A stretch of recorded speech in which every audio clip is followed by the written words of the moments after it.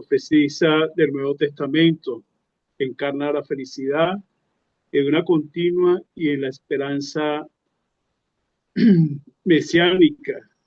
Viuda desde joven, transformó su pérdida en el servicio de 84 años de ayuno y oración y misterio en el templo.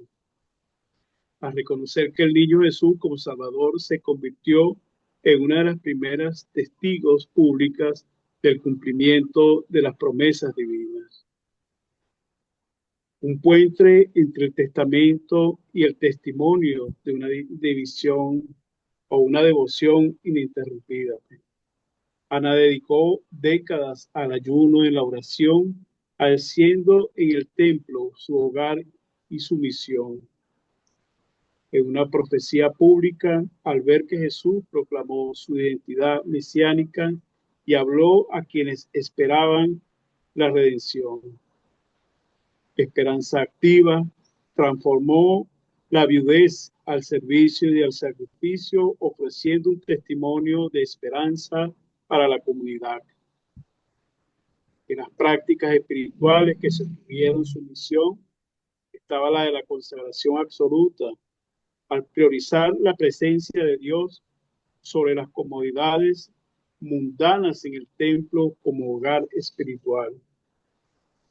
En la disciplina y oración, en ayunos y vigilias que expresaban la intersección y constante por un pueblo y por la promesa.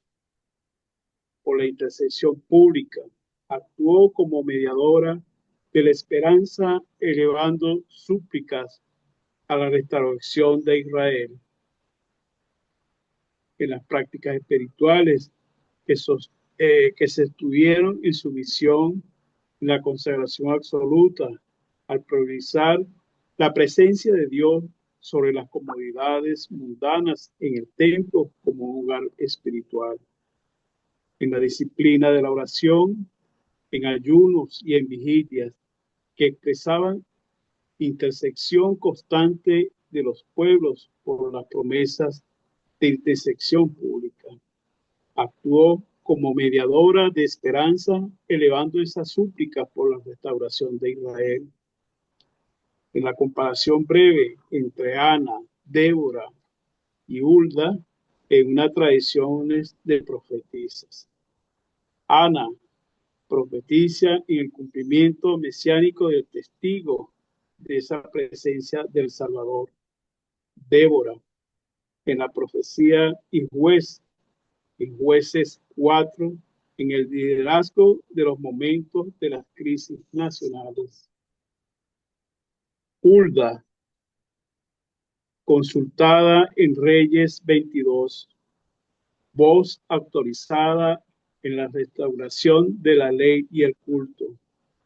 Estas tres figuras muestran que Dios eligió a las mujeres para comunicar su voluntad en el momento clave, en ese liderazgo, en la corrección del rumbo y un anuncio de salvación. Comparando las tres, estas profetisas, Ana y Débora, ambas comparten una autoridad divina y una ruptura de las normas culturales. Difieren en el contexto y el énfasis en que Débora actúa como esfera judicial y militar y Ana en una esfera litúrgica y mesiánica. Juntas amplían una comprensión de la profecía femenina en la historia de Israel, en esa sensibilidad espiritual para reconocer al Mesías. Ana y Simeón, dos testimonios convergentes en similitudes, en un testimonio público en el templo, en representantes de la esperanza fiel de Israel, en diferencias, en donde Simeón, en su declaración profética y breve y solemne, Ana, en una proclamación continua, en un testimonio activo entre el pueblo. Ana añade que la matriz de una vida larga y de esperanza al servicio continuo, en una convergencia entre ambos testimonios Jesús brilla una revelación llena de quienes preservan esa esperanza y el discernimiento espiritual, en un legado pastoral, en lecciones para la vida espiritual contemporánea, en la perseverancia. El ejemplo de Ana enseña a mantener la fidelidad aún en los largos periodos de espera, en el servicio, convertir el dolor personal en un misterio útil para la comunidad, en la proclamación, en compartir el reconocimiento de la acción de Dios, en publicar como acto de alabanza y testimonio, y en una conclusión de reflexión, la vida de Ana, la profetisa, que invita a reflexionar sobre cómo la fidelidad cotidiana puede ser ese vínculo de revelación. En su historia nos recuerda que la edad de la posición social o de la pérdida impiden ser instrumentos de Dios. Por lo contrario, pueden ser un lugar de brota en un servicio transformador. ¿De qué manera puede transformar una experiencia en una pérdida de un servicio en del hombre y sirva a tu comunidad? Gracias. Eh, Me parece que para lo corto que aparece Ana en el Nuevo Testamento, pudiste investigar bastante acerca de su persona y sobre todo lo que viene a representar una mujer que tuvo el privilegio, ¿no? de conocer a nuestro Señor. Bueno, muy bien, Henry, muy bien. Entonces, Gracias, profesor. adelante entonces, nuestro querido Johnny también.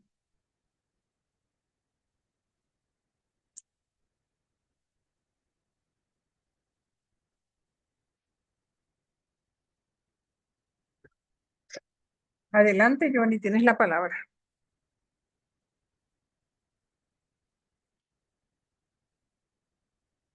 El profeta Jeremías es uno de los profetas mayores de la Biblia en el Antiguo Testamento, llamado también el profeta llorón, y es reconocido históricamente por anunciar la destrucción de Jerusalén y el exilio babilónico debido a la apostasía del pueblo de Judá.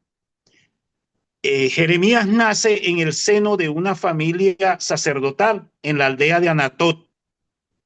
Ejerció su ministerio profético durante más de 40 años, más o menos del 627 al 586 antes de Cristo, y estuvo ejerciendo ese ministerio durante el reinado de 5 reyes: Joasías, que después vino Joacás, que tuvo apenas 3 meses, Joacín, y después Joaquín, que fue también breve por 3 meses, y finalmente Sedequías. El llamado de Isaías ocurre desde el vientre materno.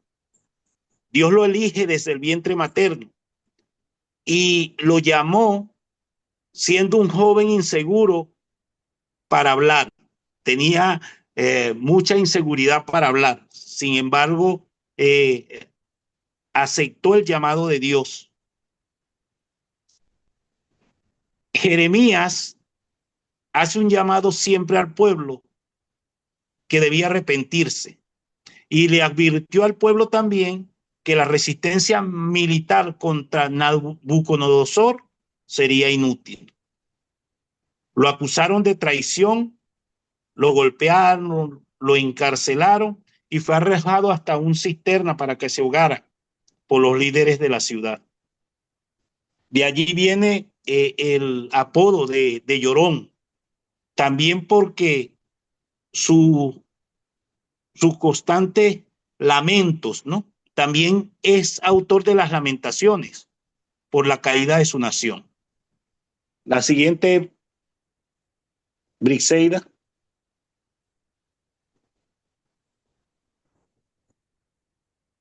Jeremías introduce un concepto teológico muy interesante para nosotros, que es la nueva alianza. En el capítulo 31 del libro de Jeremías, habla que Dios hará una nueva alianza, un pacto donde la ley de Dios será escrita directamente en el corazón humano. A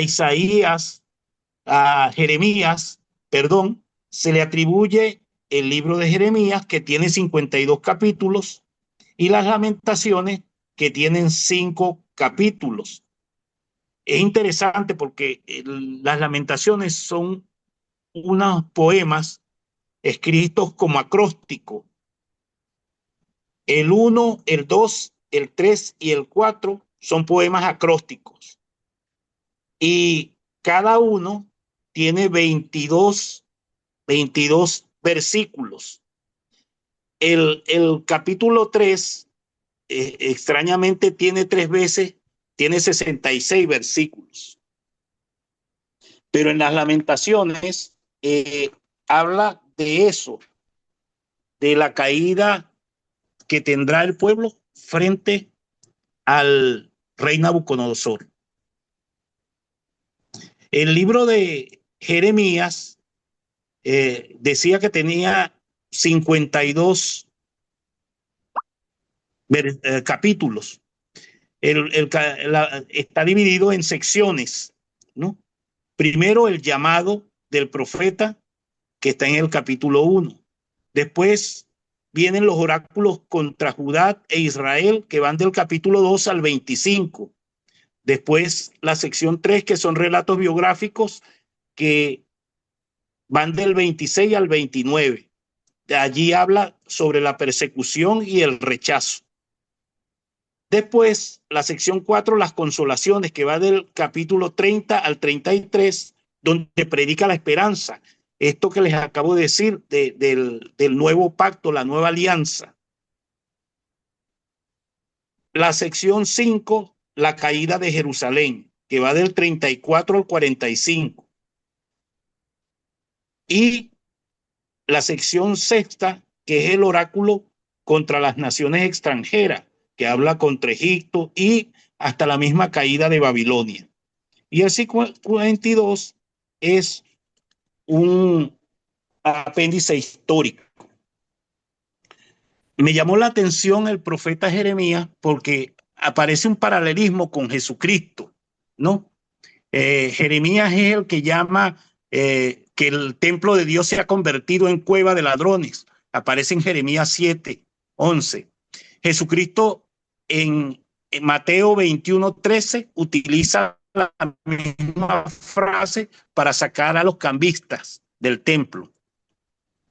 Y una cosa también que me impactó, el llanto por Jerusalén. Jeremías llora por la ciudad, igual que Jesús llora por Jerusalén, ¿no? Antes de la entrada triunfal, en Lucas 19:14. Y el llanto por Jerusalén está en Jeremías 9:1. Una cosa que me llamó la atención del profeta Jeremías son unos actos simbólicos, porque Jeremías no solamente predicaba. Puedes pasar la lámina, Briseida, la última. Jeremías no solamente predicaba con su palabra, sino que hace unos actos simbólicos, ¿no? Uno de los primeros actos simbólicos es el que aparece en Jeremías 13, el cinturón de lino. El Señor lo mandó a que se comprara un cinturón de lino, se lo colocó y después lo colocó en una grieta en el río Éufrates, ¿no? Y después se lo mostró a los ancianos, ¿no? Cuando lo fue a sacar, lo dejó un tiempo en la grieta del río. Cuando lo sacó, se los mostró, estaba podrido e inservible. Jeremías decía que teníamos que el pueblo tenía que estar unido a Dios, así como el cinturón está unido al cuerpo, el pueblo tiene que estar unido a Dios, porque si no se va a pudrir. Otro acto simbólico de Jeremías es la vasija de barro. En Jeremías 19 le dice a los ancianos nuevamente que hay que abandonar el culto a los otros dioses, y toma una vasija y la rompe frente a ellos y le dice: así va a ser Dios con nosotros, vamos a romper y va a ser difícil que nos pegue, porque ya él les había hablado del alfarero y les había dicho que el alfarero, cuando el barro está en manos del alfarero, es moldeable, pero una vasija que ya está seca se rompe y es difícil volverla a restaurar. Otro acto de Jeremías impresionante es el yugo de madera. Se puso un yugo de madera y caminó por el medio del pueblo. Y un falso profeta llamado Ananías se lo rompió. Y el Señor le dijo que se pusiera uno de hierro. Se puso uno de hierro y no se lo pudieron romper. Y el yugo significaba que iban a ser dominados por Babilonia. Y solamente Dios podía quitar el yugo.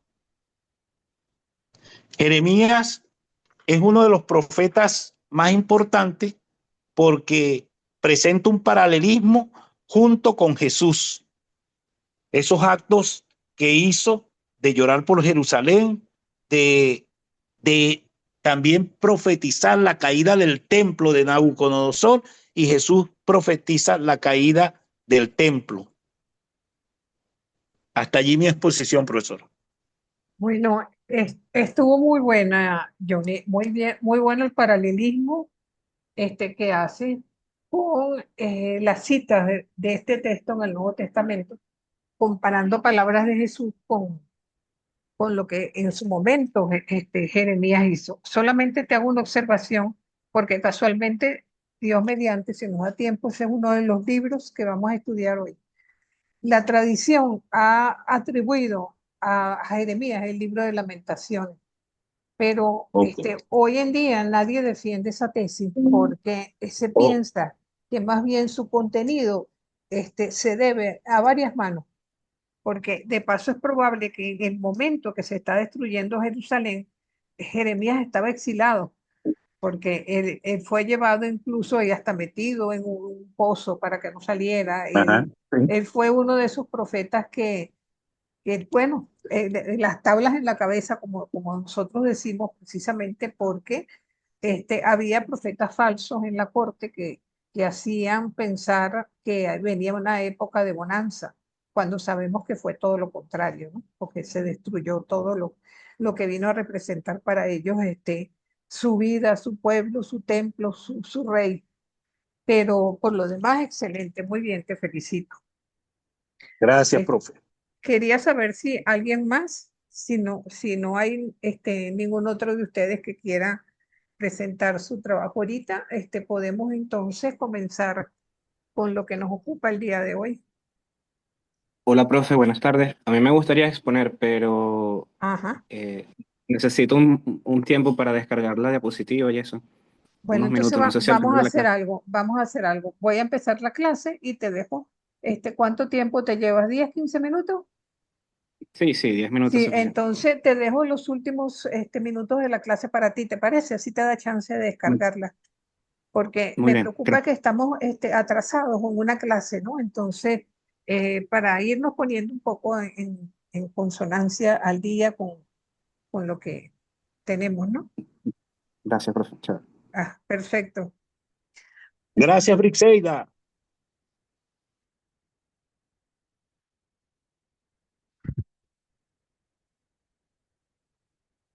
Bueno, mi gente, vamos entonces a tratar algo que nos quedó de la semana pasada, muy cortito porque no hay tantas cosas que decir de este texto, que es el libro de la sabiduría. ¿Ok? Déjeme ponerla esto en grande. Ajá. Lo primero que tendríamos que decir es que fue escrito en Alejandría, probablemente por judíos de la diáspora. Se le considera el último texto escrito del Antiguo Testamento. De alguna manera, es una época en la que se escribe que ya la lengua griega, vamos a decir que forma parte un poco de la cosmovisión de todos aquellos judíos que vivían en la diáspora y que ya habían dejado un poco el hebreo de lado, ¿no? Y evidentemente utilizaban el idioma que hablaban pues diariamente. Entonces, y esto precisamente una vez más fue ápice para no incluirlo en el canon hebreo. Este es un texto que para nosotros es canónico, pero ni para las iglesias protestantes ni para las iglesias hebreas forman parte de su canon. Aunque la forma de pensar es completamente semita, ¿no? Su estilo es diferente de otros textos sapienciales y presenta su posición teológica en una forma de retórica, ¿no? Hablando quizás en forma persuasiva, utilizando la diatriba, la aporía, la exhortación, los midrash, ¿verdad? Y utilizando, por supuesto, una gran cantidad de contenido didáctico, especialmente un gran elenco de virtudes, donde ellos van de alguna manera hablando, ¿no? En forma de un discurso protréptico que va señalando como un camino. El centro de disertación lo tenemos en su título, que es la sabiduría. De una manera u otra es considerada como una recompensa de la inmortalidad, imagínense, la cual nace como fruto de una historia. ¿Cuál historia? La historia de Israel. Escrito, les decía, por judíos de la diáspora en un momento de crisis en que están en contacto con diversas culturas, pero sobre todo todo lo que tiene que ver con lo griego, de alguna manera está imbuido en todo lo que es la sociedad judía, ¿verdad? Y de alguna manera tratan de ver cómo pueden evitar que el helenismo, ¿verdad? De alguna manera tenga una influencia dentro de la fe judía que pueda llegar a pervertirla, ¿no? Entonces, ¿cómo tratar de ser fieles a Dios, a sus tradiciones? ¿Cómo tratar de no cambiar eso por el entorno en que está? Pero lo cierto es que va señalando este texto como una nueva visión de la existencia humana. A diferencia del eclesiástico, no dedica a la mujer ningún punto específico, ¿no? Más bien es la disyuntiva entre el castigo a los impíos y el premio a los justos, ¿no? Entonces, y de alguna manera se dice que todo aquel que sea capaz de despreciar la sabiduría, precisamente va a tener una consecuencia que será maldita, por decirlo así. Si tienen el texto de sabiduría en las manos, podemos tomar un ejemplo leyendo en el capítulo 3, los versículos 12 y 13.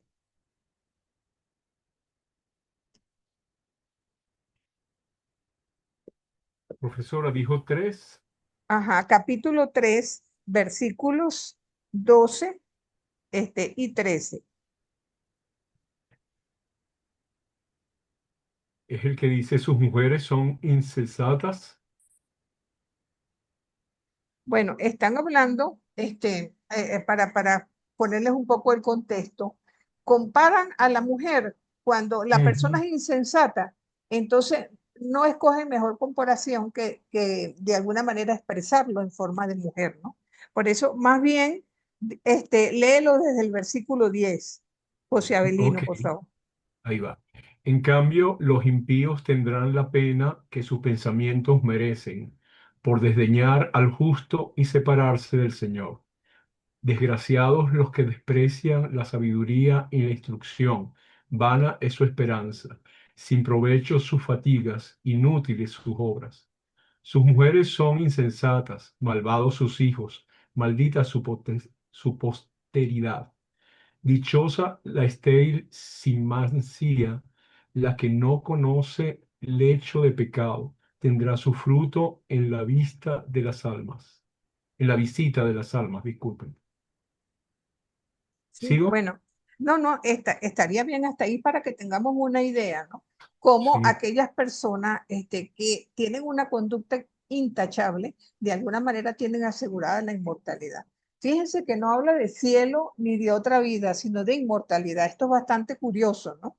Porque de alguna manera vamos viendo cómo también se habla de la sabiduría, también referida a la mujer, como se halla al borde del camino, en la cotidianidad de la existencia, en el cruce de los demás, cómo es posible adquirir esa sabiduría en la medida que nos abrimos a la voluntad de Dios, a comprender que el señorío solamente es de Dios y que es liberador. Entonces, habla de la naturaleza en cuanto imagen de que toda la ciencia viene de allí, ¿no? Y siempre la naturaleza tendrá algo que decirnos siempre que sepamos sentir y admirar. Entonces, lo compara la naturaleza con la sabiduría humana también, ¿no? Y entonces, de alguna manera dice que así como nosotros somos capaces de admirar la creación como hechura de Dios, la naturaleza tiene que ser percibida como una madre generadora de vida que hizo, que creó de la misma forma que Dios lo hizo. Por eso asume que la sabiduría de alguna manera rige el universo y lo ordena en forma positiva. Entonces, y dice que de allí se desprende todo lo que es la belleza, la cultura, la realeza y hasta la vida moral, que la considera madre de todos los bienes.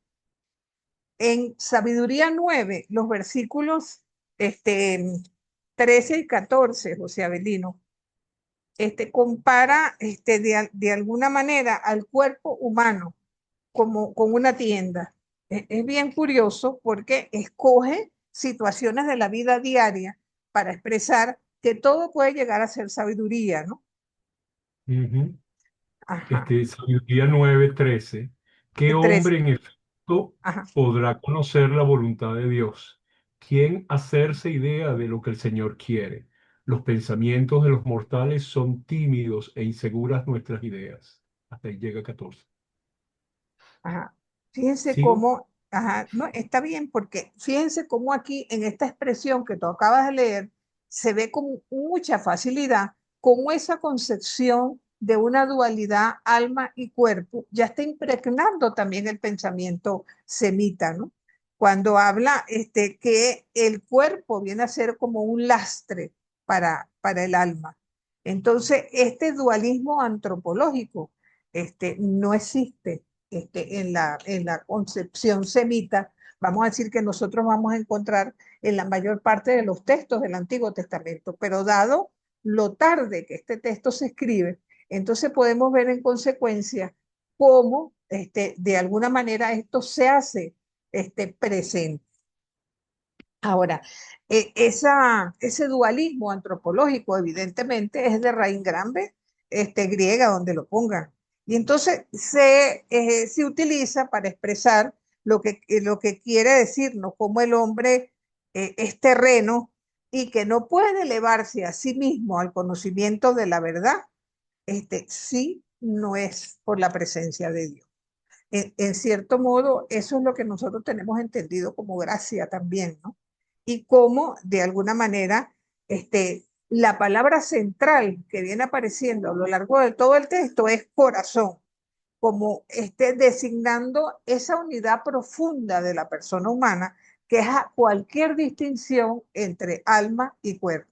Fíjense que esto está en contraste con la idea semita, porque para el semita, el ser humano es la conjunción inseparable de alma, espíritu y carne. Ya eso de cuerpo no entra mucho en lo que es la concepción semita original, pero ya la influencia griega está haciendo eco en todo este pensamiento. Y entonces vamos a encontrar tres temas básicos en este texto de la sabiduría. Evidentemente, la inmortalidad como don divino, como comunión plena con Dios, pero y que está destinada solamente a aquellos que son justos. Los impíos no les espera la inmortalidad.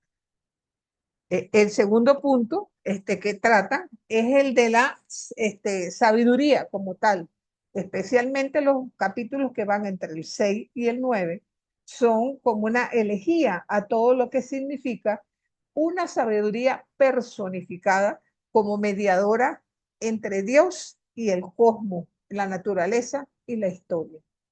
Y para tratar de no olvidar su origen, si se quiere, los últimos capítulos del 10 al 19 son una meditación poética sobre el Éxodo. No podemos olvidar que el Éxodo, de una forma u otra, impregna todo la Biblia en su totalidad. Entonces, esto lo va presentando en una serie de escenas, ¿verdad? Donde va a contraponer lo que son los destinos, tanto de los justos como de los impíos. Tiene cosas interesantes este texto. A mí particularmente siempre me ha llamado la atención el capítulo 17, porque cuando uno lo lee pareciera que estuviera viendo el fondo de una película de terror o lo que nos ponen entre telones acerca de una película de terror. Y es interesante encontrarnos con todo lo que de una u otra manera este texto nos va presentando como un camino, ¿verdad? De lo que viene a representar el juicio al ser humano representado por las tinieblas. Entonces, lee un poquito, o si lo quieres leer tú, en el capítulo 17. Sí. Por lo menos los primeros versículos que hablan de lo que es los impíos que se esconden porque quieren escapar de la justicia y cómo de alguna manera vamos viendo a lo largo del capítulo cómo es presentado como algo del que no pueden escapar, de que de alguna manera es algo que los va a asignar. Adelante. Ok, Éxodo 17. Toda la comunidad de los israelitas partió del desierto de Sin a la orden de Yahvé El para capítulo continuar. 17 de sabiduría. Sabiduría, discúlpeme. Sí. Disculpen. 17. Ya yo puedo ayudar a leer también. Grandes son en verdad ¿Cómo sus no? juicios. Perdón. 17 de sabiduría. Grandes son en verdad tus juicios e inenarrables, por donde almas ignorantes se vinieron a engañar. Imaginaban los impíos que podrían oprimir a una nación santa y se encontraron prisioneros de tinieblas, en larga noche trabados, recluidos en sus casas, desterrados de la providencia eterna. Creían que se mantendrían ocultos con sus secretos pecados bajo bajo el oscuro velo del olvido, y se vieron dispersos, presa de terrible espanto, sobresaltados por apariciones, pues ni el escondrijo que les protegía les libraba del miedo, que también allí resonaban ruidos escalofriantes y se aparecían espectros sombríos desde el lúgubre aspecto. No había fuego intenso capaz de alumbrarles, ni las brillantes llamas de las estrellas alcanzaban a esclarecer aquella odiosa noche. Tan solo una llamarada, por sí misma encendida, se dejaba entrever sembrando el terror, pues en su espanto, al desaparecer la visión, imaginaban más horrible aún lo que acababan de ver. Los Si quieres, déjalo artículos. hasta ahí, José Avelino, Ok, porque listo. todo el capítulo es bajo la misma Sí. tónica, ¿no? Donde va poniendo como que si fuera una noche de terror, donde la gente no puede dormir porque vienen los espantos y entonces el miedo los aterroriza. Y todo es para expresar la suerte del impío y que no le queda más que tinieblas como juicio a todos aquellos que se apartan de la voluntad de Dios. En síntesis, lo que este texto trata de decir de una u otra forma, ¿verdad? Es que la sabiduría es don de Dios y que evidentemente no nos está hablando de la sabiduría de los filósofos, ni aquella que nos hace doctores, sino más bien de aquella o de aquel ser que es capaz de conocer la voluntad de Dios. Que el ser humano sienta sus limitaciones y y sepa que con la inteligencia solamente no puede alcanzar ese conocimiento, sino que tiene que abrirse lo suficiente para que de alguna manera ese conocimiento le llegue de parte de Dios. Y en base a eso, ajustar su vida a semejante, digamos, comportamiento. Adelante, José Luis. Profe, buenas tardes. Buenas tardes, Yo, Miguel. yo tenía una pregunta sobre, perdone que vuelva un poquito atrás, sobre el tema de la... Entiendo que el libro de la sabiduría no está en el canon hebreo, No, ni protestante. y que, pero es que además usted nos ha dicho que refleja ya una antropología más griega que Exacto. semítica. Ajá, Ajá, entonces, en donde, por ejemplo, en la antropología griega hay una división alma-cuerpo correcto, inexistente, inexistente en la antropología semítica. correcto. Pero esto nos pone en un dilema, es decir, hay una antropología bíblica que podamos considerar como tal, es decir, porque si no hay alma, eh, mejor dicho, si en el concepto hebreo hay una unidad tan total, ¿no? ¿Qué lugar ocupan las almas y todo lo que también después la doctrina posterior de la iglesia, sobre todo medieval, desarrolló? Todo el culto de los muertos, la oración por los que están en el purgatorio, etcétera, ¿no? Me surgió esa duda. Mira, nuestra concepción antropológica cristiana, para no decir solamente católica, es más griega que hebrea. Vamos a partir de allí. ¿Ok? Y quizás la dificultad está en que muchos o muchas palabras, una vez que pasaron al texto griego, se les cambió el sentido. Hay textos que debería decir carne y dice cuerpo. ¿Ok? Entonces, ¿qué es para el hebreo el alma, el nefesh, el hálito de Dios, el suspiro de Dios, el que da la vida, ¿verdad? En cambio, el espíritu es lo propio que nos viene de Dios, lo que nos hace ser imagen de Dios. Una cosa es ser criatura de Dios y otra cosa es ser imagen de Dios. Para la mentalidad semita, ¿verdad? No podemos separar alma, cuerpo, carne, perdón, y espíritu, ¿verdad? Fíjate tú que cuando el Nuevo Testamento, que se escribe con mentalidad semita, a veces deja escapar eso cuando dicen el verbo se hizo carne. Un griego diría el verbo se hizo, tomó un cuerpo, ¿verdad? Cuando Jesús en la cruz dice, en tus manos encomiendo mi espíritu, no dice en tus manos encomiendo mi alma. ¿Ves? Entonces, esas pequeñas sutilezas que de alguna manera vienen de estas interpretaciones, más que todo están basadas en cómo se traducen ciertas palabras. Por ejemplo, fíjate tú que para nosotros corazón es el lugar de los sentimientos, eso no viene de los griegos, pero para el mundo semita, el corazón es el lugar de la inteligencia, del razonamiento, de la toma de decisiones. Cuando Jeremías nos dice, tengan un corazón de carne, no un corazón de piedra, piensen, es lo que nos está diciendo. ¿Entiendes? Entonces, eso, cuando llegamos al Nuevo Testamento, y eso se evidencia, ¿sabes cómo? Con mucha facilidad en la antropología paulina, porque Pablo es semita de formación. Y entonces utiliza la mayor parte de las veces los términos que vienen de los semitas, pero a veces las traducciones nos engañan allí. Entonces hay que, o sea, cuando vamos a estudiar un texto, ponerle cariño a ese texto y escudriñarlo para ver exactamente y llegar al fondo de todo esto. Adelante, José Avelino. Sí, me está recordando un poquito cuando uno lee los textos en inglés, ¿no? La Ah, Biblia en inglés habla desde el Holy Ghost y Ghost para nosotros es fantasma. Entonces, o sea, interpretémoslo porque el inglés es muy limitado en palabras. Dígame el griego que tiene mucha significancia, los diferentes cosas que son mínimas las puedes expresar. En Ghost no es, obviamente no estábamos hablando de un fantasma, estamos del Espíritu Santo, ¿no? Pero bueno, ellos En tienen esa clase, única Juan, en palabra. clase. Después llamó. Es solo eso, ¿no? Los lenguajes o los idiomas siempre son muy limitados dependiendo de cuál utilicemos, ¿no?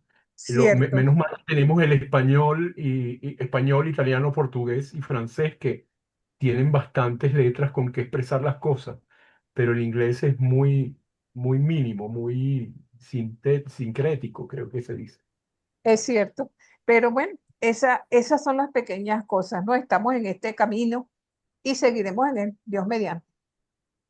Miren, este tema de la sabiduría nos quedó de la semana pasada, pero el tema que yo quería compartir con ustedes hoy, hablar un poco de las fiestas judías, del calendario, pero sobre todo hablar de los Megillot.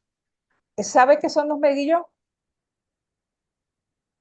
No. No, ni No, idea. bueno, los Megillot son 5 textos de la Biblia, que Sí, se, profe, lo investigamos, pero dígame. ajá, no, bueno, que se cantan o se recitan en las fiestas judías. ¿Cuáles son estos textos? El libro de Ruth, que se lee en la fiesta de Pentecostés, ¿verdad? El Cantar de los Cantares, que se lee durante la Pascua, ¿verdad? El libro de las Lamentaciones, del que nos habló Johnny, el libro del Eclesiastés, ¿verdad? Entonces, todos estos son, y por supuesto el libro de Esther, que son los textos se canta pues en la fiesta del Purín. Entonces, por eso yo los quise poner al final aparte para expresar ese significado. Y lo más curioso, en un mundo semita que suele ser bastante patriarcal y androcéntrico, que sea precisamente 3 textos de mujeres que son los que se celebran precisamente en sus grandes fiestas, ¿verdad? Entonces, eso es bastante significativo, por decirlo de alguna manera. El primero de estos textos que vamos a ver es el libro de Ruth, ¿verdad? Voy a colocar esto aquí de una vez todo. Ajá, ajá. ¿Qué nosotros podemos destacar del texto de Ruth? Es una novelita no tan rosa como algunos creen, de la bisabuela de David, ¿verdad? Y es uno, como les dije, de los 5 rollos. Se recita en la fiesta de Pentecostés, que celebra precisamente el don de la alianza, el don de la ley, la fidelidad de un Dios que invita a su pueblo a vincularse eternamente con él a partir de su ley. Entonces, pero este es un texto que es una verdadera catequesis sobre la vida, sobre el amor, sobre la muerte, la acogida al extranjero, la conversión, la alianza e incluso el Mesías, porque estamos hablando de un antepasado de Jesús. Entonces, hay 3 títulos que tienen nombre de mujer: Esther, Ruth y Judith. Ya Judith la vimos, pero específicamente Esther y Ruth pertenecen a este bloque de Megillot. Son tramas de mujeres. Y lo mismo vale con el Cantar de los Cantares, con un tinte completamente universalista, porque ubica o trata de ver la integración de todo. Estamos ante un verdadero drama de entrada, porque estamos ante 2 mujeres que quedan viudas, desamparadas en un país extranjero, donde evidentemente predominan los valores masculinos, ¿verdad? Y que demuestran una fortaleza y una tenacidad, si se quiere, pocas veces vistas en la vida. En una disposición concéntrica vamos a encontrar 4 capítulos, que es una verdadera crónica familiar, porque ahí lo que se dan es matrimonio y muerte. Entonces, dice, comenzando el texto, en la época de los jueces, lo que trata de ubicar este texto en la época precisamente temprana de la historia de Israel y en medio de las cosechas, en medio de lo que venía a representar la sedentarización del pueblo en base a la agricultura, a la cría de pequeños animales, ¿verdad? Entonces, y los episodios se van a dar precisamente al comienzo de la siega y al final. Pero este texto no se escribe en la época de los jueces, sino en el Pogesilio, aproximadamente hacia el año 450 a.C. Si se quiere, unos 100 años del exilio, ¿verdad? Y cuando están presentes una serie de proyectos. Primero está el proyecto de Zorobabel y Josué. Estamos hablando de dos personajes que a la vuelta del exilio, ¿verdad? Pensaban que el sufrimiento que ellos tenían eran un castigo de Dios, un castigo por parte de Dios porque ellos se habían portado mal, se habían alejado de la alianza y consideran que la mejor forma de reconstruir el judaísmo como tal a la vuelta del exilio es teniendo una verdadera identidad en torno al culto y al altar. Pero también tenemos el proyecto de Esdras, doctor de la ley, escriba, que de paso actuaba en nombre del rey de Persia, ¿verdad? Entonces él dice que Dios los ha abandonado porque ellos se mezclaron con los extranjeros. Y entonces emprende una cruzada nacionalista en las que trata de que irse en torno a la ley, a la reconstrucción del templo, pero sobre todo expulsar a todas aquellas mujeres extranjeras y a sus hijos nacidos de ellas, aunque fueran de padres judíos. Entonces era tratar de reconstruir al pueblo en base a la observancia de la ley, pero sobre todo a la pureza de raza. Tenemos también el proyecto de Nehemías, ¿verdad? También era empleado del rey de Persia y él trató de reponer las murallas de Jerusalén. Creo que fue Gerardo cuando habló de Noadías, que expresó bien que en la época de esta profetisa hubo grupos que se oponían a que se reconstruyeran las murallas y el templo y reconstruir la ciudad si antes no se reconstruía el corazón de las personas. Entonces, en esto vamos a tener una serie de circunstancias que nos enfrentan con el texto de Ruth. En primer término, ¿verdad?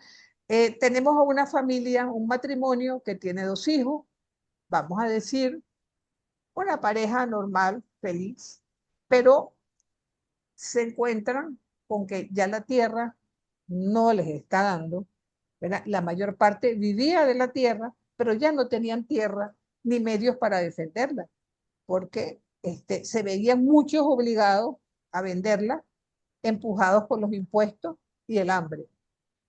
El hambre es consecuencia de lo anterior. La gente no tiene que comer y mucha gente vende a sus hijos y sus hijas para que trabajen la tierra de ellos. ¿Cómo queda la familia allí? En un momento en que se ha perdido la fraternidad, cuando ya los pobres no pueden contar con sus parientes y la necesidad los ha obligado a dispersarse al extranjero. Entonces, ya no logran defender los derechos de los miembros más pobres, ¿verdad? Y nos encontramos que hay ricos y pobres dentro de una misma familia. Entonces, este texto llama más la atención por lo que no dice que por lo que dice, ¿verdad? No dice nada del templo ni del altar, no dice nada del rey ni de los sacerdotes, no dice nada de los sacrificios ni de Jerusalén, cosas que para este momento, desde el punto de vista del culto, estaban vivitas, y viene a ser el centro una mujer extranjera perteneciente a los moabitas, que era uno de los grupos que eran despreciados completamente por el pueblo judío. Entonces, aquí vemos cómo se nos va presentando, ¿verdad? Incluso simbólicamente, un sentido oculto en los nombres de los personajes que aparecen en el texto. Vamos a empezar con esos personajes diciendo: Eimelech, el patriarca, su nombre quiere decir mi Dios es rey. Después tenemos a su esposa, Noemí, que se presenta bajo 2 formas. Cuando todo estaba bien, ella era gracia. Cuando el mundo se le viene encima, es amargura o mara. Tenemos también a los dos hijos, Mahlón y Quilión, dolencia y fragilidad. ¿Por qué les digo yo que estos nombres son simbólicos? Porque si Ahimelech quiere decir que mi Dios es rey, al comienzo de la historia del pueblo de Israel, ellos se presentan, ¿verdad? En alianza con Dios, en amistad con Dios, ¿verdad? Donde todo se presenta con mucha felicidad, siempre y cuando ellos hagan la voluntad de Dios, no se vayan con otros dioses, traten de preservar su nación como pueblo santo, pero no terminan separándose entre el norte y el sur después de la muerte de Salomón en el 931. Eso vienen a representar los dos hijos. Se perdió la unidad. Eimelech está muerto. Ya no hay unidad. Sencillamente hasta los hermanos están separados y finalmente terminan también por desaparecer. Tenemos además, ¿verdad?, otros nombres. Orfa, que es una de las nueras, quiere decir nuca. Ruth quiere decir amiga. Tenemos a Boaz, que es el personaje que se casa con Ruth, quiere decir por la fuerza. Y tenemos al hijo de ambos, al final de la historia, que se llama Obed, que quiere decir siervo. Podríamos estructurar, ya les decía antes que concéntricamente esta pequeña novela en tres partes, donde se da una introducción y un epílogo con un desarrollo que prácticamente abarca la mayor parte del texto, ¿verdad? Entonces, y donde vamos a encontrar evidentemente problemas jurídicos, pero vamos a ir un poco a lo que vamos a encontrar en el capítulo 1, ¿verdad? Ya sabemos que la falta de pan, el hambre, la falta, si se quiere, de un hijo que pueda continuar en la familia y asegurar el futuro. ¿Por qué se está dando esto? Porque esta familia de 4 personas tiene que irse al extranjero. Eso es algo que a nosotros nos suena bastante familiar, ¿no? Todos tenemos familiares fuera. Y de alguna manera, ¿verdad? Trata, como todo el que migra, de buscar mejores condiciones de vida en la tierra donde van. Y se dirigen precisamente a Moab, ¿verdad? Allí, por mala suerte o por desgracia, se mueren los 3 hombres. Se mueren Eimelech, se mueren Mahlón y Quilión, que estaban casados con estas 2 mujeres, Orfa y Ruth.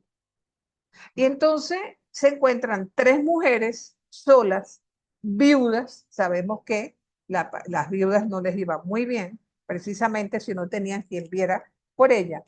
Y entonces Noemí decide que se va a regresar a su pueblo es Belén, ¿verdad? A veces para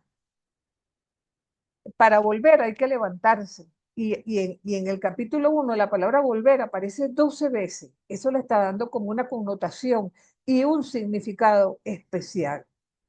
Son 3 mujeres que comienzan el camino, sin embargo, una de ellas se regresa a su casa. Y hay algo bien simpático porque Ruth le dice, Noemí le dice a las muchachas, bueno, miren, yo no puedo hacer nada por ustedes. Yo no tengo ningún hijo para que se case con ustedes. Recordemos que por la ley del levirato, si una mujer quedaba viuda, debía casar, moría el marido, perdón, debía casarse con el cuñado para perpetuar un hijo para el difunto, ¿verdad? En este caso, no había ningún hermano, no había posibilidad de que esas mujeres pudieran casarse. Y Noemí les dice, regrésense a su casa, regrésense con su mamá. Y eso es bien simpático también, nos lo vemos en el capítulo 1, versículo 8, porque generalmente cuando una mujer quedaba viuda, la mandaban a regresarse donde el padre. Esto es, vamos a decir, inusitado en la Biblia, que la señora les diga, regrésense a donde su mamá, ¿verdad? Eso por un lado. Orfa se regresa, por eso la llaman Nuca, que sería la traducción de su nombre. Sin embargo, Ruth le expresa de una manera hermosísima, es uno de los textos más lindos que nosotros vamos a encontrar a lo largo del texto bíblico y que vemos en el versículo 16. No sé si es José Abelino o Marilú que nos va a leer. Estamos hablando siempre de Ruth Ruth, capítulo 1. 1, Ay, yo 16. estoy buscando a Ru ahorita en la Biblia. Si la 1, consigo, 16. Ajá, ya tú lo 1:16. tienes. Ok, pero Ruth respondió, no insistas en que te abandone y me separe de ti, porque donde tú vayas, yo iré, donde habites, habitaré, tu pueblo será mi pueblo y tu Dios será mi Dios. Donde tú mueras, moriré y allí seré enterrada. Que Yahvé me dé este mal y añada este otro todavía, si no es tan solo la muerte lo que nos ha de separar. Viendo Noemí que Ruth estaba decidida a acompañarla, no insistió más. Caminaron pues las dos juntas hasta Belén. Cuando llegaron a Belén, se conmovió toda la ciudad por ellas. Las Sí, mujeres exclamaban, ¿no es esta Noemí? sí, déjalo hasta ahí, José Abelino. Entonces, Ok, fíjense, este juramento de Ruth es una alternativa a primera vista inadecuada en un contexto patriarcal. Ahora fíjense, llegan a Belén y ¿saben lo que significa la palabra Belén? Casa de pan. Imagínense donde no hay pan, precisamente en este momento. Cuando Noemí regresa, ella no puede discernir ningún signo de esperanza. Más bien se queja con las vecinas de lo mal que se siente, que ya es una amargada, que Dios le hizo eso. Fíjense que todavía está la mentalidad de que Dios es el que castiga, lo que veíamos la semana pasada con el libro de Job, ¿verdad? Ella viene a hablar de que ella vive vacía, que está en tinieblas, porque Dios, que es el dador de vidas, su sustento le hizo eso. Entonces, imagínense que es como que si ella va a expresar que Dios testificó contra ella. El caso es que, bueno, se sitúan en la casita, en el ranchito que tenía, pero no tienen fuentes de trabajo ni cómo cultivar la tierra. Pero llegan justo en la época de la siega, ya sería el capítulo 2, ¿verdad? Durante la siega está por ley del Levítico que a los pobres hay que dejar que cuando recogen las espigas se dejen un poco los abrojos para que la gente pobre pueda cogerlos y precisamente que eso le sirva de alimento, ¿verdad? Casualmente, ella le toca espigar en un terreno o en una tierra que es de un pariente lejano de Noemí, llamado Boaz. Y entonces se da entre ellos el primer encuentro que sale, digamos, del esquema del pozo, porque en el Antiguo Testamento muchos encuentros de pareja le pasó a Rebeca con Isaac, a Raquel con Jacob. Vamos a encontrar siempre que esos esquemas se van dando en forma periódica, ¿verdad? Sin embargo, aquí es una variante del pozo. Es una mujer que viene del extranjero y ella de primera vista le cae muy bien a Boaz porque piensa, caramba, esta mujer ha podido dejar sola a la suegra, sin embargo la acompaña hasta aquí, expresa un juramento hacia ella. Imagínense esto en una sociedad como la nuestra, en que no siempre las nueras y las suegras se llevan bien. Entonces, y sin embargo, es un ejemplo hermosísimo de solidaridad. Entonces, de alguna manera también, él la ensalza de tal forma que prácticamente la compara con Abraham. Así como Abraham fue capaz de dejar su tierra, ella también fue capaz de dejar su tierra para acompañar a Noemí. Él se interesa por ella, la deja que esté con los criados y hace que la vigilen, porque evidentemente en un contexto como este, una mujer bonita pudiera pasar peligro. Como Noemí, que actúa, si se quiere, como Celestina, porque esta no es una novelita tan rosa como podríamos pensar. Se da cuenta de que Boaz no emprende ninguna iniciativa, ¿verdad? Hacia Ruth directamente, ella toma la iniciativa y se da cuenta que al final de la siega, ¿verdad? Es la oportunidad perfecta para que ella vaya a un encuentro con él. Y fíjense lo que le dice. Si quieren, ese capítulo 3, que no tiene desperdicio, podemos leerlo, porque es bien Yo le puedo leer, significativo. profe. Ya la Adelante, encontré. adelante. Todo el capítulo 3. Ajá. Y después que volvió a su suegra, le dijo esta: hija mía, yo voy a procurarte descanso y a disponer que la pases bien. Ese vos con cuyas criadas andas junta con el campo es nuestro pariente y No, esta noche estamos hablando del había, capítulo 3, Marilu, sí, capítulo 3, ¿sí? Noemí procura casar a Ru con vos. Bueno, Ajá. esta es la Biblia que yo tengo. Yo veo que no es lo mismo que leen allí. No, En no, el, Sí, bueno, en el capítulo 3, yo tengo está la bien, está Biblia bien. aquí de Adelante, no, Jerusalén. sigue. digo, Sí, sí, sigue. lávate pues y úngete con los perfumes y ponte los mejores vestidos y encamínate a la era. Procura que no te vea hasta que haya acabado de comer y beber. Entonces, cuando se fuere a dormir, nota bien el sitio donde duerme, e irás y alzarás la capa por la parte con la que se cubren los pies, y y echaraste allí y te pondrás a dormir. Él mismo te dirá como pariente más cercano lo que debes hacer. Respondió Ruth: yo haré cuanto tú me mandes. Fuese pues a la era e hizo todo lo que la suegra le había ordenado. Y cuando vos hubo comido y bebido y alegrándose e ido a dormir junto a un montón de gavillas, se llegó Ruth calladamente y alzando la capa por los pies, echase allí. Cuando he aquí a medianoche despertó el hombre, despavorido y turbado al ver una mujer echada a sus pies, y díjole: ¿quién eres? Y ella respondió: soy Ru, esclava tuya. Extiende tu mano sobre tu sierva, por cuanto eres el pariente más cercano de mi marido.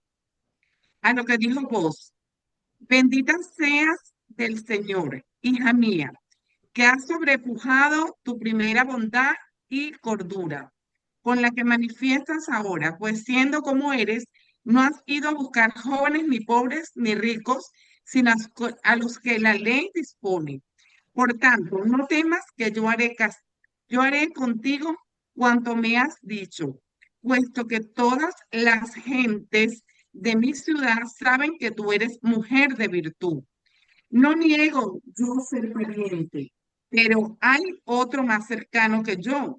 Descansa esta noche, que venida la mañana, si él quiere quedarse contigo por el derecho de proximidad, sea enhorabuena, mas si no quiere, vive el Señor, que yo sin falta te tomaré. Y así duerme hasta mañana. Durmió pues a sus pies hasta el fin de la noche, y levantándose antes que de los hombres pudiesen conocerse unos con otros, díjole vos: procura que nadie sepa que has venido acá. Ajá. Y Déjalo hasta ahí, añadió: Marilu, déjalo extiende. hasta ahí. Ajá, Ok. déjalo hasta ahí, porque allí ya tenemos más o menos la idea. Sabemos que Noemí busca un matrimonio para Ruth, ¿verdad? Y prácticamente le está poniendo a ella que se ponga bonita, que se limpie para que vaya a acostarse con Boaz. O sea, es una petición que no es fácil, porque está poniendo en riesgo su honor, vamos a decir así, ¿no? Y fíjense que ella prácticamente es quien le propone matrimonio a él. En el texto se ve con mucha claridad. Entonces, ella no espera que Boaz se le diga lo que tiene que hacer, sino que ella le dice al hombre lo que es. Entonces, de manera sutil, aquí está diciéndose que ella tuvo relaciones con él.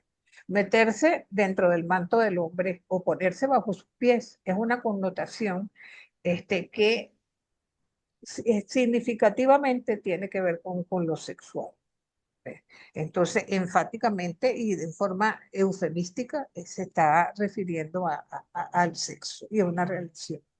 Entonces, ella le ha podido salir mal el cuento, porque Boaz le ha podido decir que no, pero está visto que ya prácticamente ya le había echado ojito anteriormente y y estaba agradado pues con casarse con Ruth. Pero entonces, ¿qué pasa? Este, llegamos al capítulo 4 y entonces él no puede casarse, o sea, ella prácticamente, ella ha apelado al sentido ético del, diciéndole prácticamente que necesita que la rescate y le ofrece abiertamente, le pide matrimonio a ella. Entonces, ¿cómo es, vamos a decir, es el desenlazo de esta obra? Bueno, muy simple. Hay un pariente del que no dan el nombre, que es quien tiene más derecho que Boaz a casarse con Ruth, por lo cual él cita a los ancianos del pueblo a la puerta de la ciudad, a ese pariente para que diga si está dispuesto a casarse con Ruth, porque a él le corresponde el derecho más que a él. ¿Qué hace este hombre? Dice, bueno, yo me casaría con ella, no tengo problema, pero que vaya, que sus hijos vayan a ser hijos del muerto, es para que yo le quite a mis propios hijos herencia, y eso no lo quiero. Entonces él rechaza esa, bueno, esa invitación a casarse con ella. ¿Y cómo lo hace? Se quita la sandalia, la tira en mitad del centro del encuentro y Boaz lo recoge. De ahí en adelante sí termina como una novelita tipo Cenicienta, porque se casan, tienen un hijo, Noemí es muy feliz porque considera que el hijo es para ella prácticamente y termina como una novelita muy bonita que de paso se considera que Ruth, como bisabuela de David, entra en la genealogía de Mateo y tiene un papel importantísimo a pesar de ser una mujer extranjera. Ahora, una pregunta que les quiero hacer. ¿En qué parte del Nuevo Testamento aparece algo parecido de quitarse la sandalia y tirarla en el medio? ¿Recuerdan? Bueno, se los voy a decir. En el Evangelio, cuando a Juan le preguntan si él es el que están esperando o hay otra persona que ha de venir, ¿qué contesta Juan?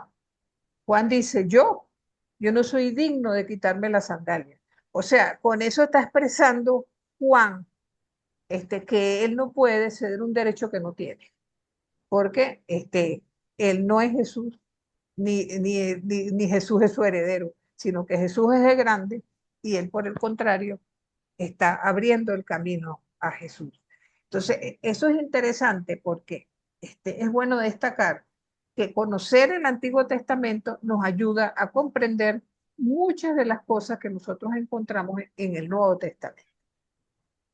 Entonces, de alguna manera, este texto lo que es una crítica contra la exclusión, donde se invierten los estereotipos que denigran lo femenino y se aplica a una cultura androcéntrica. Entonces, lo que es la misoginia y la ginopía están ausentes completamente en este texto. Que, por otra parte, es un texto muy, pero muy bonito. Entonces, pero también tenemos otro texto, ¿verdad? En el Antiguo Testamento, espérense un momentico, es sobre una mujer llamada Esther. Decíamos antes que el libro de Ruth se leía en las fiestas, en la fiesta de Pentecostés. Ahora, el libro de Esther se lee en la fiesta del Purim, que es como el equivalente al carnaval nuestro. Es una ficción literaria con fines didácticos, también es posexílico. Se cree que puede haberse ¿cómo se llama? Escrito en varias partes hasta que un redactor final lo tomó para sí. Vale decir que es mencionado en fuentes como la de Herodoto, Macabeos, Daniel, incluso Esdras y Nehemías la mencionan. Porque es importante señalar también el contexto literario, porque hay una forma hebrea corta que llega hasta el capítulo 9.2 y todo lo que aparezca del 9.2 en adelante está escrito en griego. son adiciones griegas independientes, por lo que aquellos textos, tanto protestantes como hebreos, no tienen estos últimos versículos, donde evidente si se trata de fines didácticos y que es una ficción histórica, hay detalles inverosímiles que evidentemente no son tan reales, por decirlo así. Entonces, vamos a encontrar una serie de personajes, evidentemente Esther, ¿verdad? Que tiene dos nombres, Adasa como judía, Esther como persa. Aquí estamos también hablando de otro personaje del que quiero referirme ahorita, otra mujer llamada Basti, Mardoqueo, tío de Esther, quien la crió por la muerte de sus padres, Asuero, que viene a ser el rey de turno, pero es evidente que Asuero, el Asuero histórico, fue un rey asirio. No estamos hablando de la época asiria, sino de la época persa, casi llegando a la griega. Por lo tanto, pensamos más bien que pudiera referirse a Antíoco IV Epifanio, que fue un rey o cualquiera de los reyes a finales del imperio persa. Amón, que era un personaje, vamos a decir, la mano derecha del rey Asuero. Entonces, es un texto donde nuevamente la belleza de la mujer se hace presente para rescatar a su pueblo de la muerte. Y ese es el esfuerzo que vamos viendo en este texto, que por otra parte nos va mostrando cómo los personajes, hay mucha ironía en este texto, porque personajes como el rey, parece que el rey no tiene claro la autoridad que tiene y siempre anda pidiendo consejo a sus consejeros, valga la redundancia, y eso hace que se le presente como un tonto que cualquiera lo convence de cualquier cosa, ¿verdad? En el libro de Esther no hay luchas populares como vamos a encontrar en otros, ¿verdad? Pero el texto está enmarcado en una serie de banquetes estrambóticos. El rey hace en banquetes de 180 días y para calmar el hambre del pueblo, bueno, les da una semana de banquetes y para mantenerlos si se quiere en sumisión, ¿verdad? Mientras que el resto del año hay opresión. Cualquier parecido con la realidad es pura coincidencia. Okay. Lo cierto es que, y ahí sí quisiera que leyéramos el capítulo 1, porque este capítulo 1 tiene una gran riqueza desde el punto de vista de una figura que no es muy conocida, y se trata precisamente de Basti. Pero me gustaría el capítulo 1, donde habla del banquete. No es necesario cuando dice que estaba un fulano, que nombran a los eunucos, que digan todos los nombres, sino lo básico, prácticamente. Estamos hablando de Esther 1:1, ¿no? Correcto. Ok, en tiempo del rey Asuero, el que reinó desde la India hasta Etiopía sobre los 127 provincias, en aquellos días estando el rey sentado en el trono real en la ciudadela de Susa, en el año tercero de su reinado, ofreció un banquete en su presencia a todos los servidores, a jefes del ejército de los persas y los medos, a los nobles y a los gobernadores de las provincias. Le hizo ver la riqueza y la gloria de su reino y el magnífico esplendor de su grandeza durante muchos días, durante 180 días. Cumplido aquel plazo, ofreció el rey a todos los que se hallaban en la ciudadela de Susa, desde el mayor al más pequeño, un banquete de 7 días en el patio del jardín del Palacio Real. Había colgaduras de lino fino, de lana y de púrpura violeta, fijadas por medio de cordones de lino y púrpura, en anillas de plata sujetas a columnas de mármol blanco, lechos de oro y plata sobre un pavimento de pórfido, mármol, nácar y mosaicos. Se bebía, en copas de oro de formas diversas, y el vino ofrecido por el rey corría con regia abundancia. Cuando la bebida a nadie le obligaba, pues así lo había mandado el rey a los oficiales de su casa, para que cada cual hiciese lo que quisiera. También la reina Basti ofreció un banquete a las mujeres en el palacio del rey Asuero.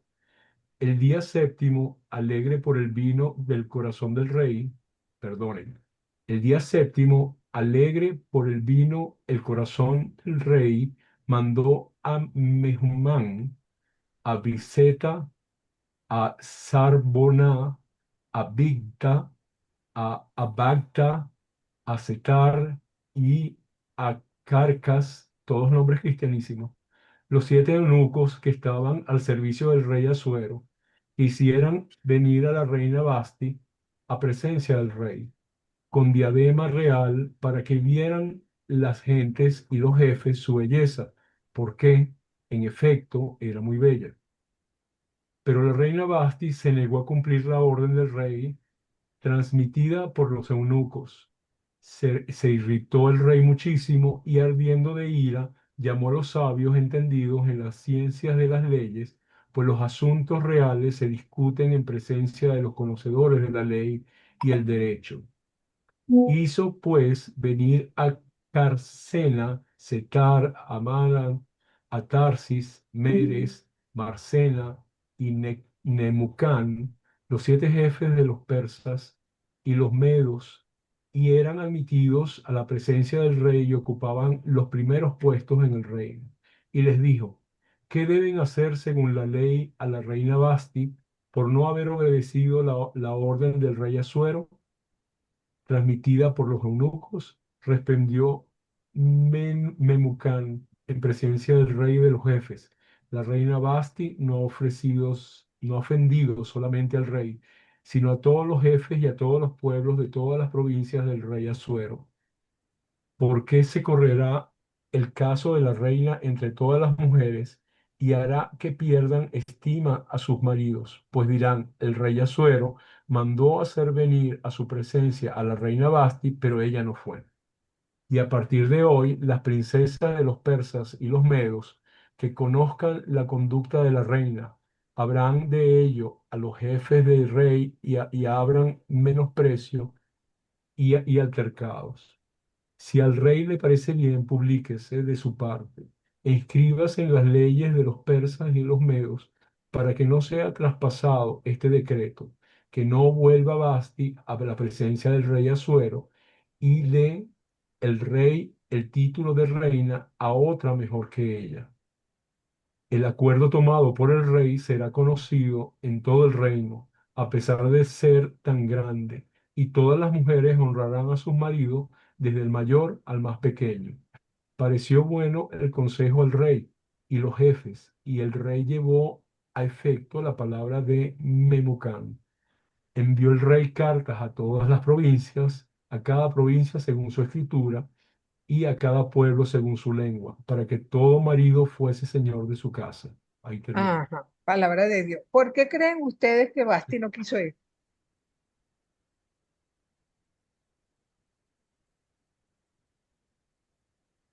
La estaba agrediendo. O sea, Sí, pero fíjense en este detalle, versículo 11. Le trajeran a la reina Basti con su corona real. O sea, el rey pretendía que como ella era muy bella, fuera completamente desnuda, nada más con la ujú, diadema. Y con la la diadema. reina se negó. Entonces, De hecho, profe, ajá, ajá, profe, de hecho, ella también pues dice que no va a hacer, pues no se va a presentar como un trofeo, como si fuera. precisamente es donde está el secreto. Fíjense que lo Ujú, curioso que este es un problema, si se quiere, local. El rey ha podido despachar a la reina, no querer más nada con ella, ¿verdad? Pero una vez que lo hace, lo pone como un decreto real para que vaya durante todas las satrapías y todo lo que era el imperio persa, ¿qué es lo que nos hace pensar? Que en un momento en que están callando a las mujeres están hablando. De alguna manera, estos textos van evocando eso. Entonces, y como les decía, Basti es muy poco conocida, pero esto trae como consecuencia que el rey quiere buscarse otra reina, ¿verdad? Una que sea obedientica, que diga que haga todo lo que él diga, que no alce la voz, que se presente cuando él quiere.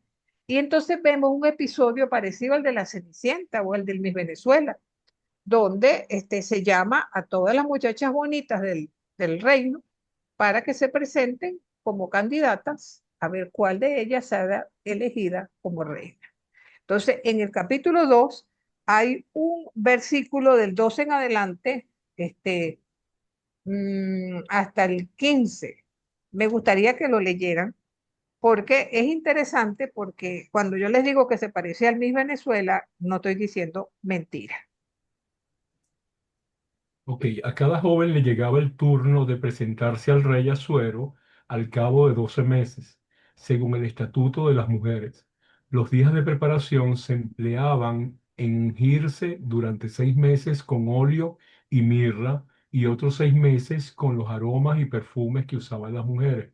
Cuando una joven se presentaba al rey, le daban cuanto pedía y lo llevaban consigo del harén del palacio real al harén del palacio real. Se presentaba por la tarde y por la mañana siguiente volvían al otro harén, bajo la vigilancia de Sajas, el eunuco del rey, encargado de las concubinas. No se presentaban más ante el rey a no ser que el rey deseara y la llamara expresamente.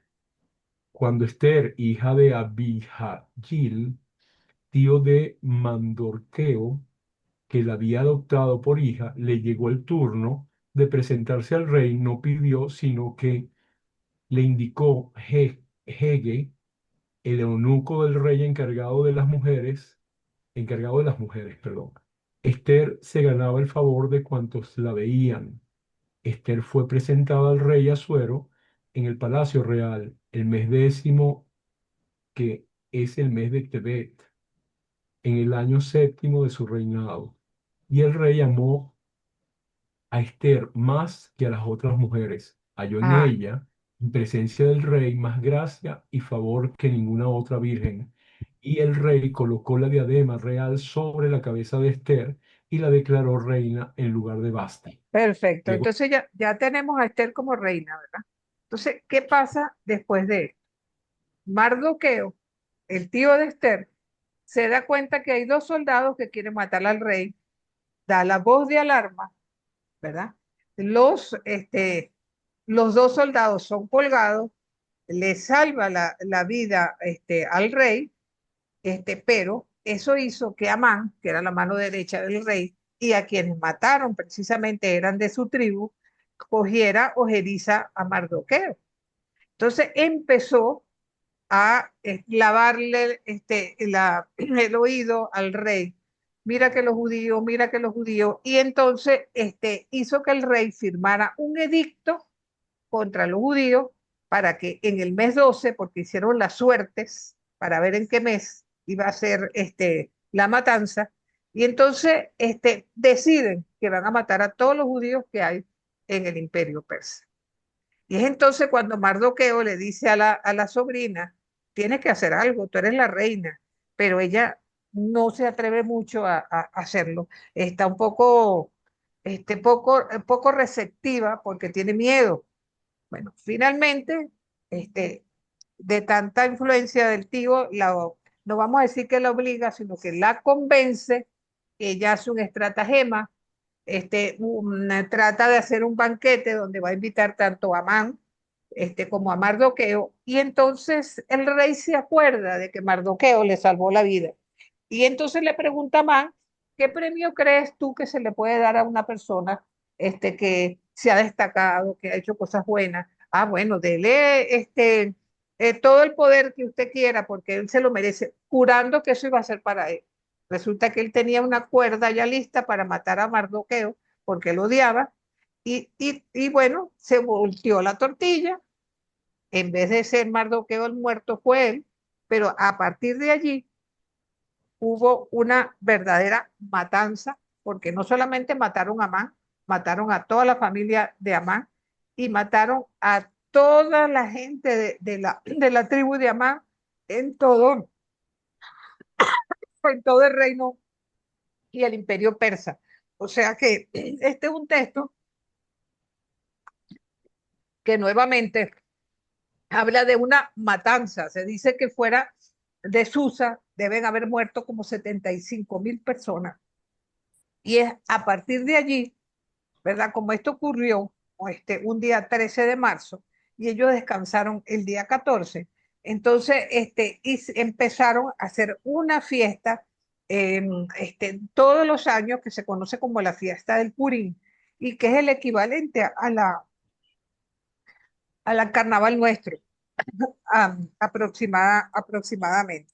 Entonces, este es un poco, en pocas palabras, el contenido del libro de Esther, donde nuevamente una mujer, utilizando su belleza, consigue fines para salvar a su pueblo. Miren, yo sabía que no podíamos terminar los Meguilló el día de hoy. Seguimos atrasados porque tengo que darle a Rafael el avance para que pueda hacer su exposición como me pidió desde el principio de esta clase. La semana entrante veremos entonces Cantar de los Cantares, el Coelé y las Lamentaciones. Adelante, Rafael, voy a quitar la presentación. Profe, una Rafael, consulta. Adelante. Adelante. Profe. Cantar de los Cantares. La semana La que viene, próxima clase. Cantar de los Cantares, Coelé y Lamentaciones. Y por Gracias. supuesto el calendario hebreo. Profesora, Adelante, Julieta. disculpe, el foro 3 que refiere justamente sobre esto ya tiene una semana de retraso. ¿Continúa Ajá. siendo o hay que esperar la próxima semana? No, mira, yo puse para que lo pudieran presentar como máximo para el día 10. O sea que todavía tenemos la semana que viene Muy bien. para ustedes completar esa 10 parte. de junio, sí. De Sí. junio. Atrasé todo porque no quedaba más remedio. Ya entiendo, gracias. Sí. Profe, yo soy uno de los que tiene deudas Perdone, con profe. ustedes del foro 1, pero está cerrada Bueno, mándalo a mi el correo. foro. Mándalo Ok, a mi correo. perfecto. Adelante, Profe, perdona, Jesús. el foro 3 es sobre los sapienciales, entonces. El foro 3 es sobre los Meguilló, pero no los hemos terminado. Y tiene Los chance hasta, Meguilló. Ok, exacto, perfecto, y gracias. tiene chance hasta el 10 de junio, o sea que todavía tenemos la semana entrante para profundizar sobre ello. De acuerdo, gracias. Ok. Eh, Jesús Enrique, adelante. ¿Se ve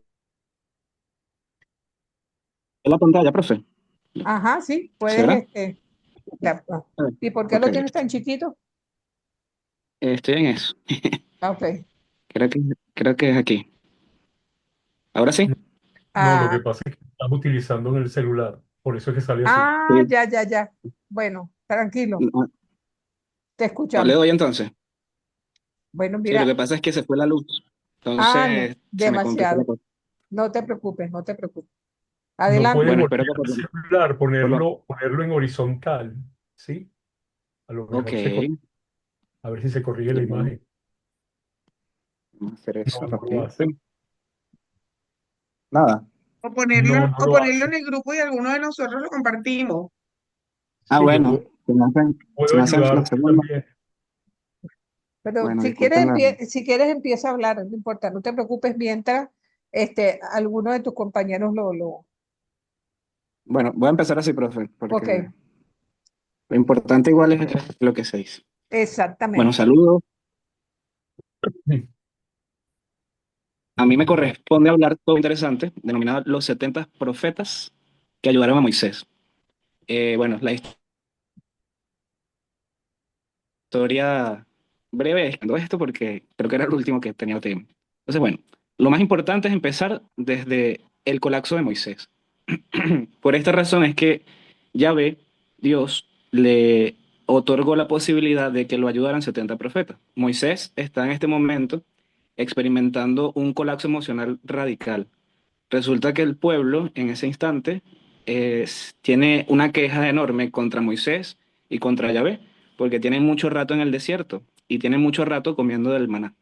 Esto crea en Moisés pues una presión extrema, muy grande, tan horriblemente grande, que todo el pasaje inicia diciendo lo siguiente: no puedo conducir solo a todo este pueblo, es demasiado pesado para mí. Si así es como me quieres tratar, mejor mátame, te lo ruego. Con eso me harías un favor y me vería libre de esta desgracia. Aquí podemos encontrar el origen de por qué Dios le otorga esta posibilidad. A mí me gustaría leer el pasaje para luego dar una reflexión. Voy a Adelante. tratar de leerlo sin quitarles mucho tiempo. O si no Yahvé nos dices respondió a el Moisés, texto. el pasaje bíblico. Sí, pues como lo tienes tan chiquito, si lo puedes leer sin problema, no, hazlo. Claro. El pasaje, para quien lo quiera buscar, es Números 11, del 14 al 29. ¿Sí? Ok, Números 11, del 14 al 29. Lo iré leyendo. ok, adelante, hijo. Yahvé respondió a Moisés: reúneme 70 ancianos de Israel, de los que sabes son ancianos y escribas del pueblo. Llévalos a la tienda del encuentro y que estén allí contigo. Yo bajaré a hablar contigo, tomaré parte del espíritu que hay en ti y lo pondré en ellos, para que lleven contigo la carga del pueblo y no la tengas que llevar tú solo. Y al pueblo le dirás: santificaos para vais a comer carne, ya que os habéis lamentado a oídos de Yahvé diciendo: ¿quién nos dará carne para comer? Mejor nos iba en Egipto. Pues Yahvé os va a dar carne y comeréis. No un día, ni dos, ni cinco, ni 10, ni 20 la comeréis, sino un mes entero, hasta que os salga por las narices y os dé náuseas, pues habéis rechazado a Yahvé, que está en medio de vosotros, y os habéis lamentado en su presencia diciendo: ¿por qué salimos de Egipto? Moisés respondió: el pueblo en que estoy cuenta 600.000 de a pie, y tú dices que le darás carne para comer un mes entero. Aunque se mataran para ellos rebaños de ovejas y bueyes, ¿bastaría acaso? Aunque se juntaran todos los peces del mar, ¿habría suficiente? Pero Yahvé respondió a Moisés: ¿es acaso corta la mano de Yahvé? Ahora vas a ver si vale mi palabra o no. Salió Moisés y transmitió al pueblo las palabras de Yahvé. Luego reunió a 70 ancianos del pueblo y los puso alrededor de la tienda. Bajó Yahvé en la nube y le habló. Luego tomó algo del espíritu que había en él y se lo dio a los 70 ancianos. Y en cuanto reposó sobre ellos el espíritu, se pusieron a profetizar, pero ya no volvieron a hacerlo más. Habían quedado en el campamento 2 hombres, uno llamado Elda y el otro Medad. Reposó también sobre ellos el espíritu, pues aunque no habían salido a la tienda, eran de los designados, y profetizaban en el campamento. Un muchacho corrió a anunciar a Moisés: Elda y Meda están profetizando en el campamento. Josué, hijo de Nun, que estaba al servicio de Moisés desde su mocedad, respondió y dijo: mi señor Moisés, prohíbeselo. Le respondió Moisés: ¿es que es celoso por mí? ¿Quién me diera que todo el pueblo de Yahvé profetizara? Porque Yahvé le daba su espíritu. Este es el pasaje bíblico y aquí viene la reflexión. Bueno, como vieron, estos 70 profetas en realidad profetizaron una sola vez. Ellos, vamos a explicar un poquito más adelante qué hicieron, pero aquí hay algo interesante. Estos 70 profetas están intrínsecamente ligados a otro pasaje bíblico previo, en el Génesis, capítulo 10. Allí se habla de 70 descendientes. Eh, Esto representa la famosa tabla de las naciones, donde se enumeran exactamente 70 descendientes de Noé, que fueron los que poblaron la tierra tras el diluvio. En este pasaje bíblico, esto representa a todas las naciones que poblaron la tierra. Entonces, aquí está la primera semejanza, no es la única. Esto para adentrarnos a esto. Entonces, estos 70 profetas vienen a ser la ayuda de Moisés para cargar con todo este pueblo. La razón principal de que fuesen 70 es que estos 70 representaban igualmente esos 70 anteriores, que eran los que repoblaron la tierra y los que gobernaban las naciones. ¿Qué hacían ellos? Como vieron, ellos profetizaron en realidad una sola vez. ¿Qué hacían ellos? Ellos actuaban como jueces, como mediadores en el pueblo, resolvían problemas entre familias y permitían a Moisés concentrarse en los asuntos más graves y sobre todo en hablar con Dios. Sin embargo, no es lo único que se parece. Más adelante, muchos siglos después, van a haber 70 discípulos de Jesús que están intrínsecamente relacionados también. Aquí hay un pasaje bíblico para adentrarnos mejor en comprender estos 70 profetas. Después de estas cosas, designó el Señor también a otros 70, a quienes envió de dos en dos delante de él a toda ciudad y lugar a donde ir. Y les decía, la mies, la verdad es mucha, mas los obreros poco. Por tanto, rogad al Señor de la mies que envíe obreros a su mies. La misión es que el envío de estos 70 simboliza la misión universal hacia las mismas 70 naciones que hablamos al principio, es decir, a todo el mundo. ¿Qué dicen los santos? Para entender esto, pues busqué citas de santos. Aquí hay un santo que habla al respecto, San Cirilo de Alejandría, dice, el Señor eligió a otros 70 para que fueran pregoneros de su venida, así como Moisés, al sentirse abrumado por el peso del pueblo, eligió a 70 ancianos para que lo ayudaran. Así el Señor, al ver la inmensidad de la mies, envía a estos obreros para enseñar que el misterio de la palabra no debe recaer solo en unos pocos, sino en todos aquellos que han recibido el soplo del Espíritu. Aquí también hay otro santo que dice que cuando se menciona que Dios tomó del espíritu de Moisés y lo repartió a estos otros 70, en realidad no es que partió a la mitad o dividió el espíritu, sino que tomó de ese espíritu que se multiplicó, pues es el mismo espíritu que está en todo. Pero él decía que había un mensaje claro, que provenía de Moisés, la autoridad venía de Moisés y los otros tenían que ayudarlo a él. Hay otro santo, San Jerónimo dice, así como Moisés eligió a 70 para que lo ayudaran en el desierto, así nuestro Señor envió a otros 70 discípulos delante de su faz. Los ancianos de Moisés servían para llevar las cargas temporales, pero los discípulos de Cristo fueron enviados para preparar los corazones para la eternidad, demostrando que la ley era la sombra y el evangelio era la luz. Podemos decir que Moisés antecedió, por supuesto, a Cristo, pero todo esto se intrínsecamente pues con el Evangelio. O sea, es interesante entender también sobre estos 70. Hay otro dato interesante que estos 70, desde ese momento se entiende que nació el Sanedrín, porque el Sanedrín lo componían 70 más uno, que era Moisés. En realidad eran 71. Es un dato interesante. Pero más allá de esto, y de hablar de estos profetas que profetizaron una sola vez, hay dos de ellos que es muy interesante. Recuerdan que en el pasaje bíblico se decía que habían dos que estaban fuera del tabernáculo, pero igualito el Espíritu fue a parar allí y empezaron a profetizar. Y vino uno y empezó a decir que se lo prohibiera a Moisés. Bueno, ese caso es este que está aquí, el caso de Elda y Med. Vamos a hablar un poco sobre esto porque es muy interesante. Un momento clave ocurre cuando dos hombres, Elda y Meda, reciben el Espíritu, a pesar de no haber ido a la tienda del encuentro, el tabernáculo. Ellos se quedaron en el campamento, pero también empezaron a profetizar. ¿Cuál fue la reacción de Josué? Josué siente que la autoridad de Moisés está en peligro y pide que se les prohíba. Entonces aquí hay una tentación, la tentación del clericalismo. ¿Cuál fue la respuesta de Moisés? ¿Tienes tú celos por mí? Ojalá todo el pueblo fuese profeta. Veamos aquí que Moisés en ningún momento se entristeció ni se molestó, se alegró de que hubiera personas que fuesen profetas. Esto también va a prefigurar al tiempo actual donde precisamente todos recibimos el Espíritu Santo y por el bautismo a todos también se nos considera profeta. Es un dato muy interesante.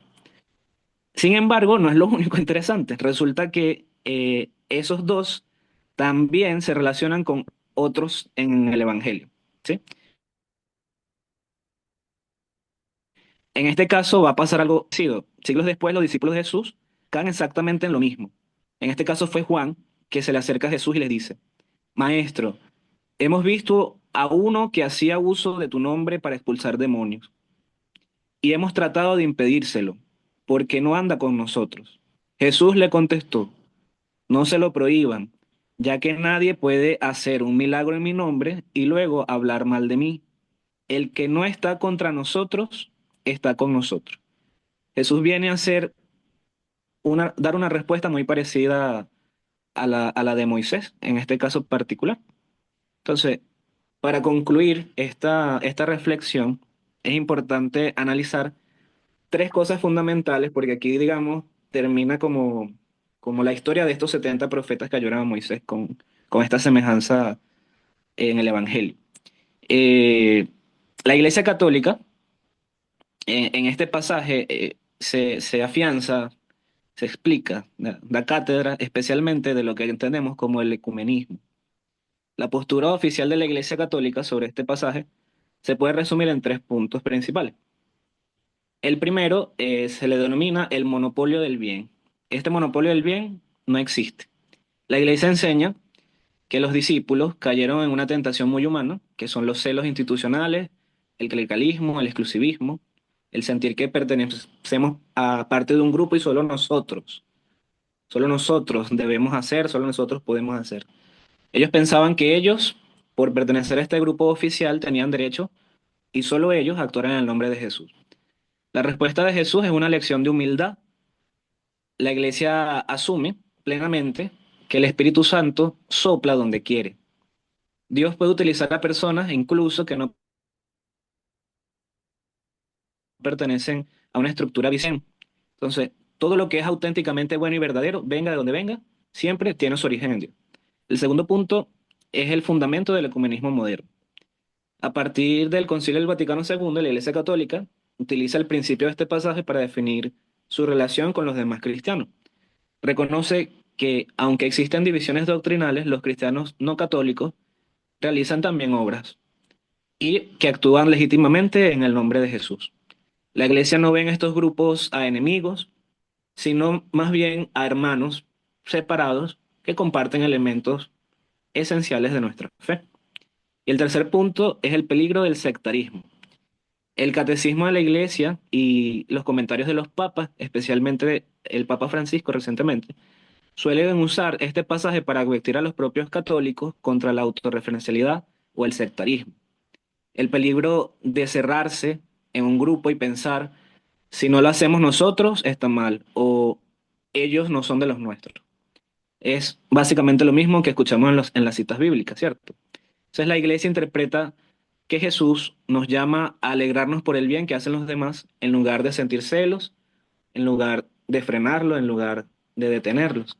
Para la iglesia este pasaje es una orden de Jesús a reconocer la acción de Dios en los demás y a colaborar con todo aquel que busque el bien y la justicia en su nombre.